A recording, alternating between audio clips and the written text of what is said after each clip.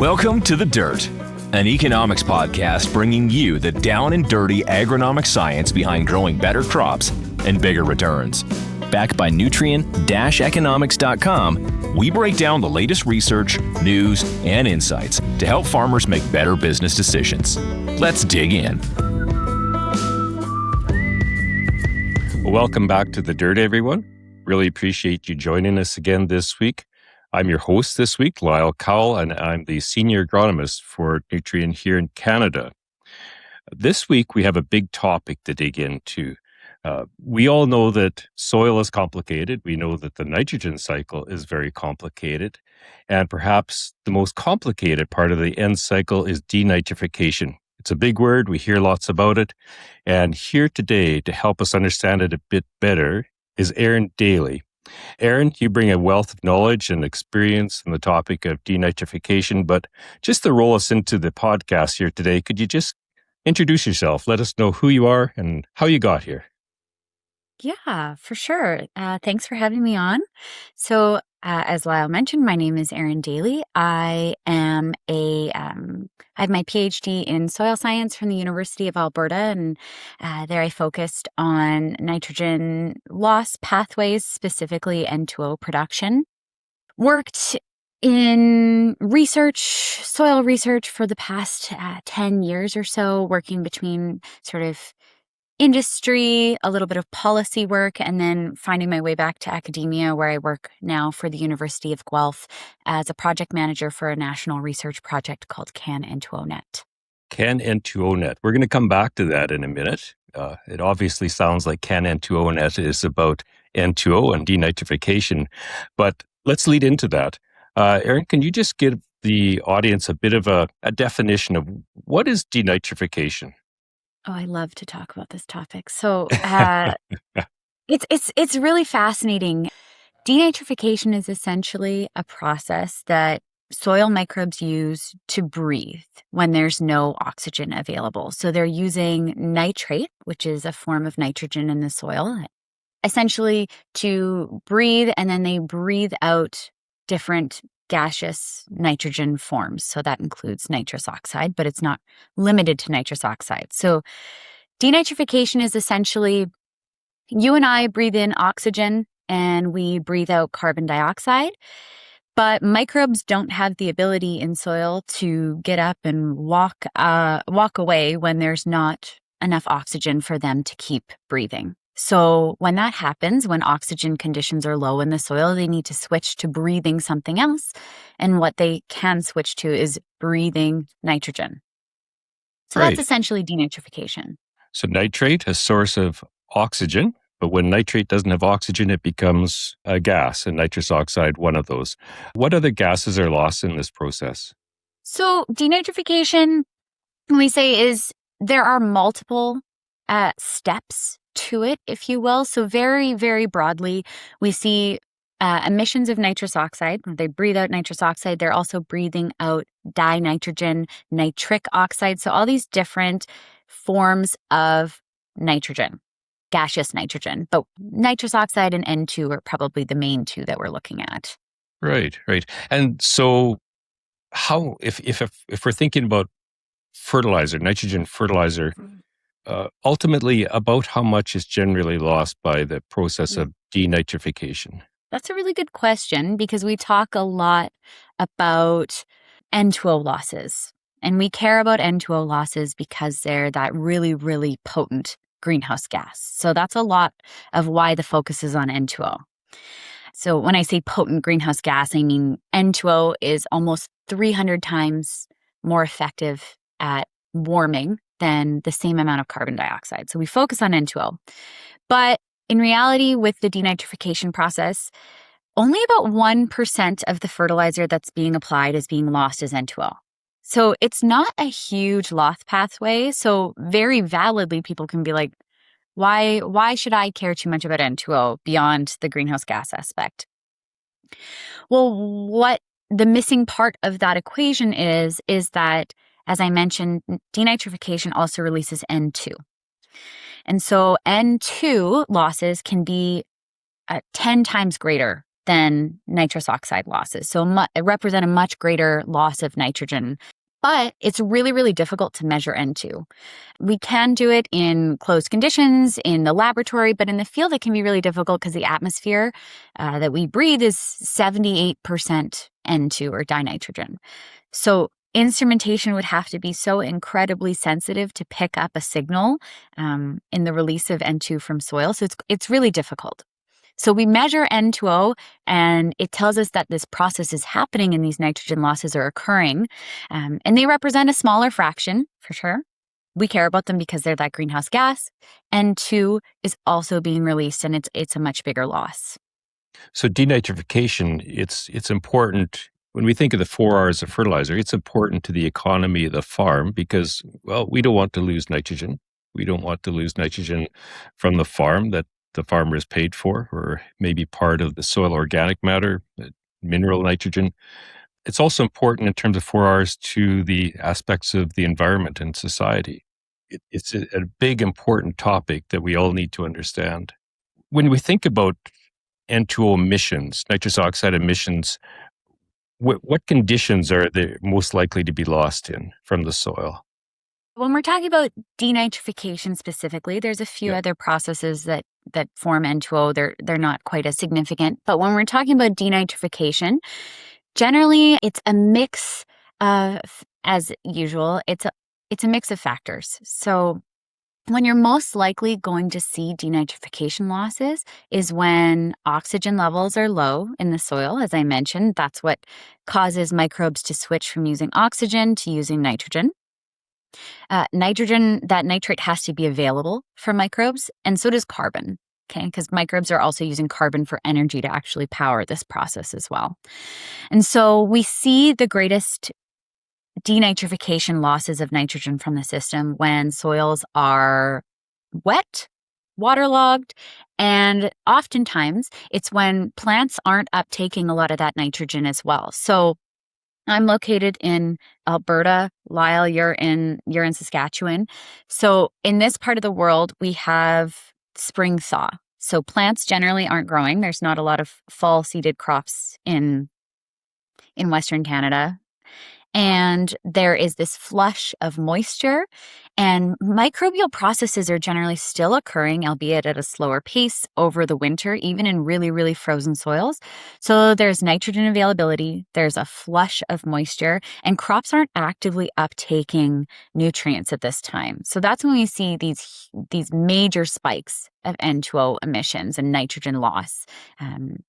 That's one example. There are other areas like when we apply fertilizer and maybe the crop isn't uptaking it right at that time. But spring thaw is a really good example of all of those factors sort of coming together to result in nitrogen losses. Right. So in spring, I always think of denitrification requiring wet soil but warm soil. But we always see this puff of denitrification, a peak in the spring. Is that because, well, maybe the soil is actually warmer than we think with that direct sunlight against our soil, or is it building up and suddenly releasing from our frozen soil? Do we know why that is? That's a good question. So there was questions, is the N2O sort of trapped in there, or is it being formed right as that soil thaws? And really, as that soil warms and we see that flush of moisture, because microbes, especially in areas that experience freezing, they're adapted to keep on keeping on even when it's really cold. So when we say warm, it's all relative, right? So those microbes get a little bit of warmth, that moisture from ice, snowmelt to liquid water. And also we see a huge turnover of carbon at that time because of those freezing dynamics. And so when we say warm, it's all relative, right? So a little bit of warmth in this part of the world, a spring thaw, we see those microbes are capable of sort of waking up and producing that N2O right away. Right. Yes. Reminds me of the saying that there's no bad weather, there's just bad clothing. Yeah, exactly. Right. We're adaptable in Western Canada as people, and so are the microbes. This year, You're in Edmonton, and I think it's been a little wet in Edmonton, as has been in other places of Western Canada. Quite abnormal for Western Canada to be quite wet, really from one side to the other. Um, Probable that there is more denitrification occurring this summer than usual? That's a good question. So I would say it all depends because, like I said, it also depends on the availability of nitrogen. Right. So yes, the conditions in terms of moisture are right for nitrogen losses. And we also might be seeing more losses through leaching pathways as well, because we are getting so much more water than we are used to receiving. So generally in Western Canada, we see evapotranspiration exceeds precipitation. We have a semi-arid climate. This year, that is not the case. So we have lots and lots of moisture running through the soil profile. So absolutely, there is a possibility higher denitrification losses. Granted, those losses are dependent on nitrogen availability. So if you have a crop that's uptaken it, if you've seen those losses earlier in the season, generally tend to decrease as the season continues. But also leaching losses are likely going to be an issue this year as well. Right. So we've had a bit of an introduction to nitrous oxide emissions, very important topic. Let's turn to talk a little bit about CanN₂ONet. Can you describe what CanN₂ONet is all about? Yeah, absolutely. So CanN₂ONet is a national research network across Canada. And we have partners with universities, polytechnics, colleges across Canada, as well as value chain organizations and industry like Nutrien. And the goal for CanN₂ONet is to investigate best management practices that are regionally tailored for different regions in Canada, because something that works in Ontario is not necessarily going to work in Alberta in terms of nutrient management. So we are looking to better understand loss pathways of nitrogen from the agricultural soils and implement or tailor best management practices for those different regions. And another really cool aspect of CanN₂ONet that's really important is that currently when we're accounting for N2O emissions at the federal level, we don't actually account for best management practices beyond rate reductions. So CanN₂ONet kind of came about as a response to the target announced by the federal government in 2022, I believe it was, to reduce fertilizer-related emissions by 30% below 2020 levels by 2030. And what this really highlighted after it was announced was that we need more information, and producers are already doing a lot of these practices on farm and we're not accounting for them. So CanN₂ONet was built not only to tailor additional best management practices or really zone in on what's best for each region because they're highly regional, but also account for those practices in our federal accounting methods. So beyond rate, but also different sources, different application times, different application places. So I'm going through my 4 R's here. Yes. So understanding how all these best management practices and accounting for them as well. Right. So how do you measure emissions? How is that done within CanN₂O? So within CanN₂ONet, we're using a really, really cool, innovative measurement technique that was actually pioneered by our project lead, Dr. Wagner Riddle, out of the University of Guelph, the flux gradient method. So very, very broadly, because I am also not a micrometeorologist, we are measuring N2O emissions by having what we call field towers in fields that measure the concentrations of N2O in the air above a field. And so we've divided fields into 4 quadrants, and we're testing different practices in each of those 4 quadrants. So say in one quadrant, it's business as usual. In one quadrant, we're looking at inhibitors. In one quadrant, we're looking at the effect of variable rate technology. And then maybe in another, how we can use both of those. And so there's a tower in each of these fields that's measuring the concentration of N2O in air. So we can say this practice had higher emissions versus this one, which lower emissions, and also the pattern of when we typically see those emissions. So we can better tailor those practices to sort of meet that mitigation need. Right. So with the towers, I believe that previous work has always been a chamber set in the soil. Hmm. With the towers, does that give us a bit better understanding of the landscape loss versus just Yeah.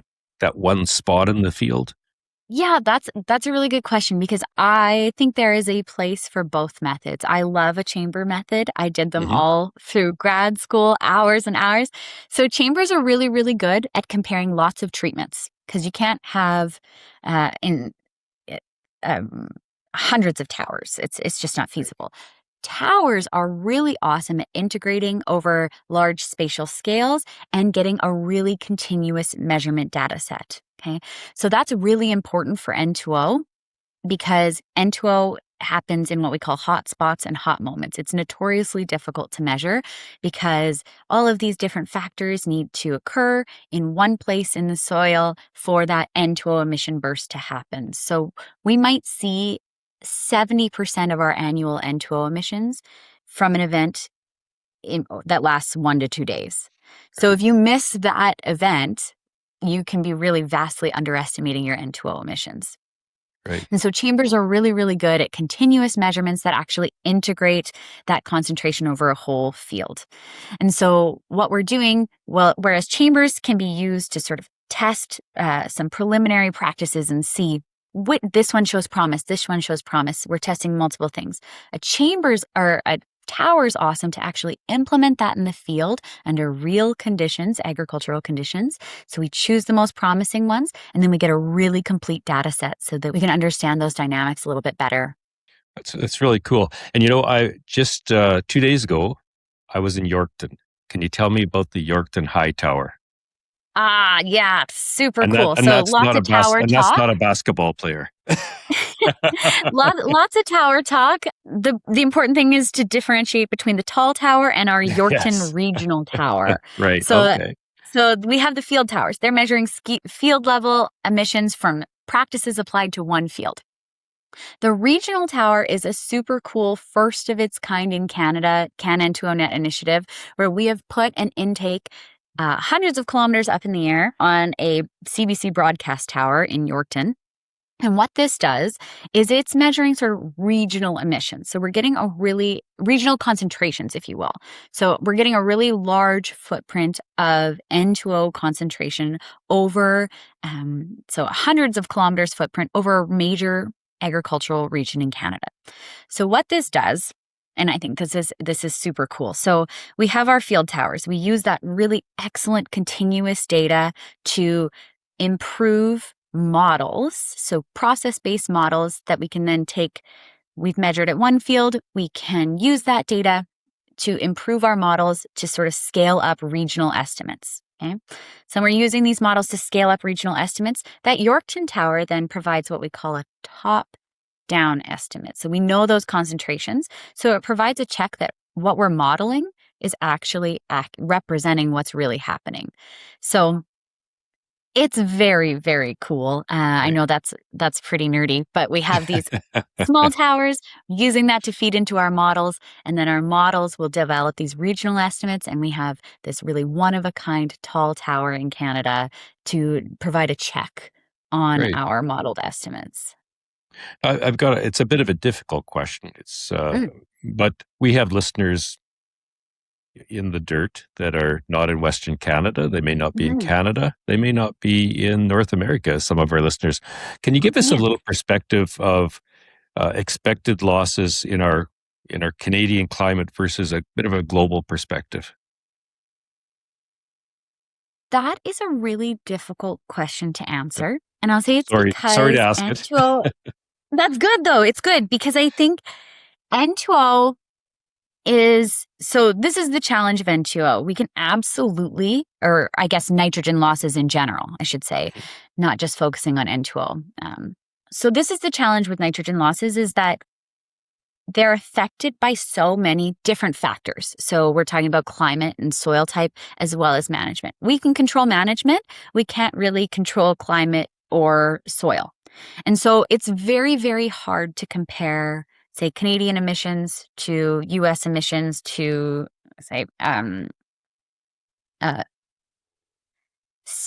Italian emissions, if you will. Like, it's very difficult because all of these places have different soils and climates. So it's not actually providing a real fair comparison. Okay. So because even within Canada, we have thousands of kilometers of agricultural land, and producers in an area that have inherently higher emissions can be applying excellent 4R management, mitigating their losses as much as possible, but we still see higher losses because of those climate impacts.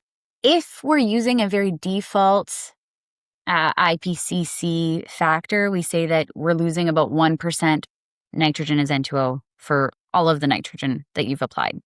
However, different countries have different methodologies for their inventories. So again, it's like comparing apples to oranges. It's really difficult. For the Canadian picture, I'll say we've increased nitrogen fertilizer use, and with that, N2O emissions. So almost by, I think, 90% since the early 2000s. But we've also implemented a lot of beneficial management practices. The issue is that we've also seen an increased emissions intensity. And this is something that I think is a really valuable metric, because emissions intensity tells us how many emissions we're having per unit of output. So that's a really valuable metric, if you will, if we're wanting to improve our efficiency, get the most out of our nitrogen fertilizer. So we're not just looking at the amount of emissions, we're looking at how much productivity and profitability we're actually getting for those emissions. And that's increasing in Canada as well. So there's really a lot of opportunity, regardless of your climate or soil types, to improve our efficiency. And that will differ from place to place to place. Right. And So that, and I that kind of danced around the answer no, because it's a really difficult question to answer. no, and that's very fair. But let's just bring this back then from the global perspective to the farmer. The farmer does not want to lose nitrogen fertilizer, and it doesn't matter what form. What are the best practices when we think of best nitrogen fertilizer practices under the 4R umbrella? What can the farmers do to reduce their emissions? Lyle, I'm going to drive you crazy because I'm going to give you another it depends answer. That's how agronomy. That's how it is. Right? So there's no one size fits all, and this is the challenge that we're addressing with CanN₂ONet, and why it's so critical to have a national network, is that these practices need to be regionally tailored.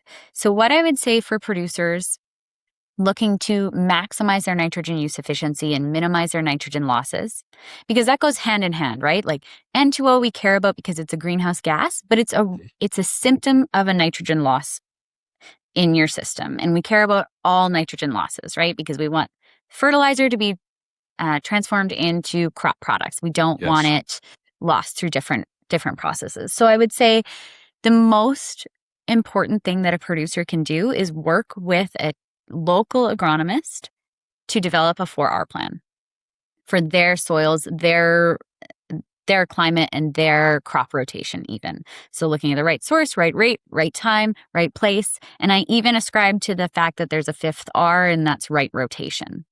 I would say there's no one size fits all. I can't say, oh, you should do this or you should do that, because like I said, it's so dependent on all of these different factors. But I think a 4R plan in place is a really, really beneficial way that's been proven to reduce your nitrogen losses. Yeah, that's a really great point. I mean, even when we look at the Canadian landscape and 4R practices, the 4R practices recognize regional differences between more wet, humid areas, which, we're all wet and humid this year, but in the generally more wet and humid areas of Eastern Canada versus our dryland agriculture, Western Canada. So those 4R practices, it's such a nice way to frame better practices, including denitrification losses.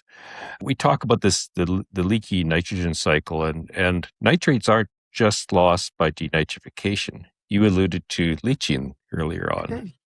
So am I wrong that if a farmer adopts a practice that reduces denitrification, probably that practice would reduce leaching? Ooh. So you're asking me all these it depends questions, and this is why this is where research networks like CanN₂ONet come in, and they're so critical because we don't know all the answers. Absolutely, I am a proponent of likely, if you are working to minimize nitrogen losses on your farm, that these practices are ideally going to be mitigating multiple nitrogen loss pathways. Great. So getting like that nutrient where the crop can access it at the right time when they need it. If you are mitigating nitrous oxide because potentially you are avoiding that loss pathway, absolutely, you might be mitigating your nitrogen leaching as well. Something that I find really interesting is what we call pollution swapping. And so this needs needs some more research, is if we are really focusing on one aspect of nitrogen loss, are we missing this other aspect of nitrogen loss? So this is where we need to look at the entirety of the nitrogen cycle, the importance of nitrogen use efficiency, and not just focus on one nitrogen loss pathway. That's a great message. We're coming to the end of our time this morning in the podcast, Erin, but is there anything you'd like to leave with farmers, with agronomists, the audience that's listening in today? That's a good question. So I love talking about nitrogen, so I could talk about it all day. But maybe what I would say is that N2O losses represent a greater loss of nitrogen from your system. So yes, we're losing 1%, but what's being missed is that leaky pipe, like you mentioned. So there's multiple nitrogen loss pathways, and N2O losses represent sort of a symptom of imperfect nitrogen use efficiency. Okay. Right. So we care about nitrogen in the form of N2O, but really the goal is mitigating nitrogen losses in all forms. And the best way forward to do that, so CanN₂ONet is still underway. We're still gathering all this information to improve our recommendations to producers. But the best way forward is really working with an agronomist or developing a 4R plan that is regionally tailored for your cropping system in your region. And there's some really cool practices that can be applied that are showing a lot of efficacy preliminarily. So a split application, potentially variable rate technology, enhanced efficiency fertilizers, all of these things can really have a place in your nitrogen management. Right. And just following those 4 Rs. Start with right rate. Maybe we could use more soil tests. Things like that. I love soil testing. Absolutely. Yes, It sounds so simple, but a soil test is really, really critical. Yeah. Find those 4 Rs on each of your farms out there. So that's, I think that CanN₂O is a relatively new program. There's lots to be learned yet. I believe that there is a website specific to CanN₂O. Is that correct? Absolutely. It is www.CanN₂ONet.org. Please visit it. We also have a LinkedIn page where I am trying to figure out my social media literacy, if you will, and trying to keep people engaged with what we're doing throughout the network. So it's good to check it out. And we also have on our website, you can subscribe to our mailing list and get our newsletter as well. Excellent. That's really great, because we're talking about science here, science that is deeper than honestly I often can understand. But when the rubber hits the road, the agronomists and farmers need to understand what you've learned. And following CanN₂ONet is going to be a very important route, I think, for farmers to take to just do better on their farm. Again, 4 Rs include economy. We don't want to lose nitrogen from the farm. I was going to say, just in terms of last thoughts of what farmers can learn from us, a really huge part of CanN₂ONet is what we can learn from producers as well. So that's a really, really critical part of CanN₂ONet, is learning what's actually feasible on the farm, profitable and productive as well, because none of these practices are going to be adopted unless a producer sees value in them, which is very valid. So what producers can learn from us in terms of best practices and what we can learn from producers, CanN₂ONet is sort of a two-way street. That is a very, very good final message. And Erin, I really want to thank you for being on the podcast today. It's been a great conversation. And for our listeners, I hope you join us next week. In the meantime, if you'd like to check out our website, Nutrien-eKonomics.com, and join us again for next week's episode of The Dirt. Farming isn't farming without questions, and now there's a place to go for answers. At eKonomics, an entire team of agronomists are ready and waiting to help for free. No question is too big or too small. Visit Nutrien-eKonomics.com and submit your question with the Ask an Agronomist feature. Why are some nutrients mobile in the soil, but not within the plant? I think when we're thinking about field management, you've got the scheduling, the tractor work, the planter work, the spray work, and now you've got to remember which nutrients are mobile in the soil and in the plant. That's a lot to keep track of, and I think it really underscores the need to have an agronomy friend in your back pocket and make sure that you can rely on someone to answer these kinds of questions. So I'm happy to walk through this. When we think about nutrient mobility in the soil, we got to think about chemistry. Some nutrients have a charge on them that allow them to stick to other soil particles, and this makes them fairly immobile. We have some nutrients that are not the same, not the charge that will stick to other soil particles, and they can kind of move more freely. So got to think about that when you're studying for your certified crop advisor exam. You got to memorize these things, and then you got to take it above ground into the plant and think about which nutrients are sort of stuck in plant structures and which ones can be remobilized in the plant and moved around into new growth points. So lots to think of. Kind of think of it like a big four-way table where we have different mobilities below ground and above ground.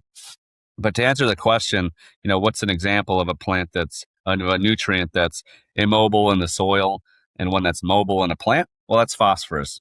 Once you get it in the ground, fairly immobile, but once you get it into the plant, it can move around and be used to go into new growth points on the plant.